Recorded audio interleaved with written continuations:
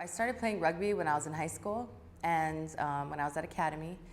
And it was flag at the time, so the development of rugby was still ongoing. We were still growing the sport a lot, and I just fell in love with it from the start because I feel like sports in general, just since I was little, is just a way to express yourself without saying anything. Like your actions on the field during that game time, that one little time frame, can say a lot about a person. I kind of tuned more to rugby after I graduated from college, and I started playing more and more tackle, playing for the national team.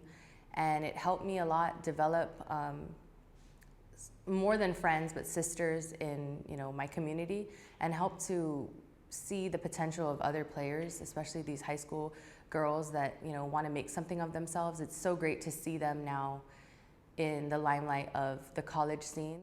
In terms of mental health, I think one of the greatest eye-opening events during my time during sports was in the recent Olympics with Simone Biles.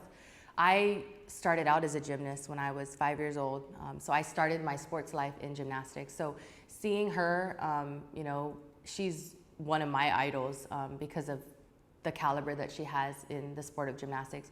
And for her to be able to say, I need to take a break, I need to stop, in one of the biggest competitions in the world, just says a lot about how people look at mental health. And a lot of people don't understand that every single person, regardless of how you look on the outside or how successful you are in your employment or in your family or in your sport, there's always something that's going to happen to you. We always think sports is just go, go, go and be the fastest, be the strongest, but it is okay to say, I'm going to take a break this season, or I'm not going to play this game because I really, my mind is just not there. And you can't do anything in happiness if your mind is not there. I struggled after having 2 kids and having to be, kind of dependent on some of the teams I've played on to be, you need to score this goal, you need to do this, you need to hold the team up.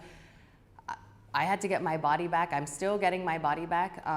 And I don't look like the social media, these images of fit people, but I still put myself out on the field and I still give my best. And you don't have to look,